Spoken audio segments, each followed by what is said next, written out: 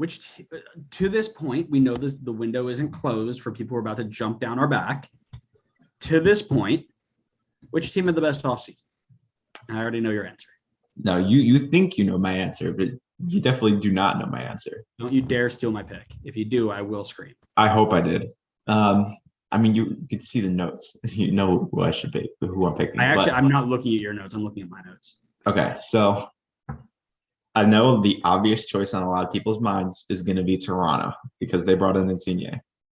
But outside of Insigne, Toronto really haven't done much. I know there's been a lot of rumors. Had they brought in like Belotti, Giovinco, and Insigne, okay. Game over. Yeah, they're my pick in that case. But as of right now, it's just Insigne, which that in its own right definitely puts them in the conversation. But that is not my pick. I will say my honorable mentions here before I dive into my pick. Seattle Sounders, RBNY, and Orlando. Which means that my pick for the best offseason was LAFC. Ah, you bum! My bitch. I knew it. But listen, it's not wrong, right? Listen, these guys have gone in and they've basically improved every single area of a team that missed the playoffs last year, right? They didn't make it. Yeah, I mean, this team was Escobar in the back, mm-hmm. Sanchez, Tajuri Shroudy on the wing, Sanchez in the middle for depth, Acosta for a starting basically Atuesta replacement, and Max Crepeau in goal. What an absolute haul. They've done absolutely brilliantly. And they still got Vela. They still got Blessing and Cifuentes. And they got Aranjo too.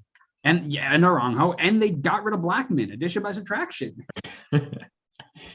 I know. It's been such a good offseason for them. And it's been quietly good. I don't think any of these signings are like particularly splashy. There's no Insigne signing. There's no big South American player signing. Like, I think all the moves that we talked about were all moves from within the league. Escobar, ITS, Crepeau, Kellen Acosta. Like, those were all pickups within the league, but they're great pickups. I mean, those are guys you know are familiar with the league. You know they're going to do a good job, and they're going to come in and they're going to fill those holes while LAFC still have their two stars. They have Vela and they have Aranjo. Like, this team is going to be, on paper, this team is so good going into the next season already. So here's my worry. My worry is Steve Cherundolo.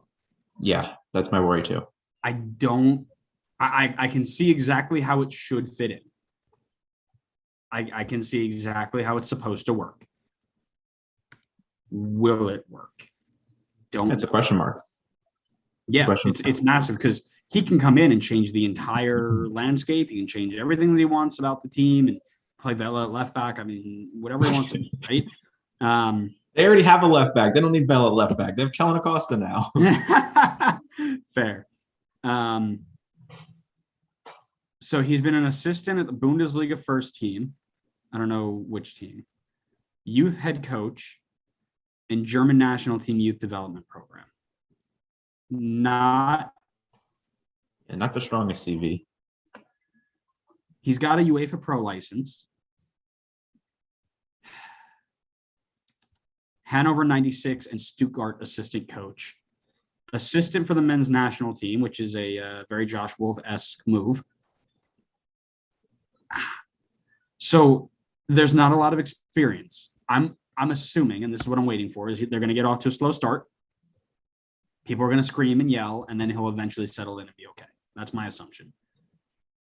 It wouldn't surprise me if they didn't get off to a slow start. I mean, they have Vela and Aranjo, who I think can just carry them, even while they're struggling a bit to like kind of solidify. But yeah, I think that's my worry point too. Is just what's going to happen with the new head coach. I mean, all the pieces are there for him. You know, the opportunity is golden. Just got to put them together. Putting it together, yeah. Absolutely.